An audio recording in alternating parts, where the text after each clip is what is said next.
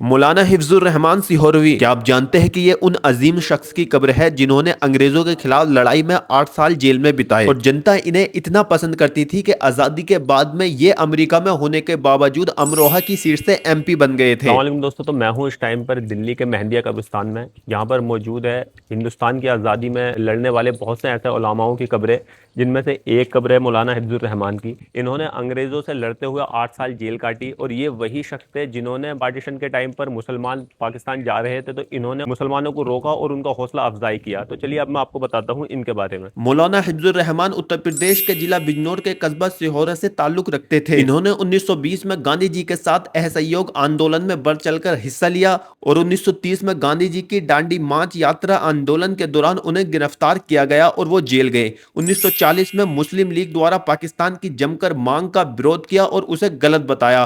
1942 में गांधी जी के भारत जोड़ो आंदोलन में सक्रिय रूप से भाग लिया। मौलाना भारत के स्वतंत्रता सेनानी थे और जमीयत उलमाए हिंद के जनरल सेक्रेटरी भी रहे। आज इनकी कब्र दिल्ली के मेहंदिया कब्रिस्तान में हजरत शाह वली उल्लाह देहलवी के परिवार की कब्रों के पास में मौजूद है। ये मौलाना जंगे आजादी के जोशीले मुजाहिद थे। अपनी तकरीरों से ये अवाम के दिलों में जोश भर दिया करते थे। इन्होंने जेल काटना मुनासिब समझा बट अंग्रेजों के सामने नहीं झुके, इसलिए अवाम इनसे इतनी मोहब्बत करती थी कि आजादी के बाद वह कांग्रेस की ओर से मई 1949 में हापुड़ खुर्जा सीट से यूपी असेंबली के निर्विरोध सदस्य चुने गए और 1952, 1957 और 1962 के संसदीय चुनावों में कांग्रेस की टिकट पर 3 बार उत्तर प्रदेश के अमरोहा संसदीय सीट से सांसद चुने गए। और अमरोहा की जनता उनसे इतनी मोहब्बत करती थी कि जब 1962 के चुनाव के दौरान वे अपने इलाज के लिए अमेरिका गए हुए थे तो अमरोहा की जनता ने उन्हें उनकी गैर मौजूदगी में सांसद चुना और अमरोहा की जनता ने उन्हें मुजाहिदे मिल्लत के खिताब से भी नवाजा था।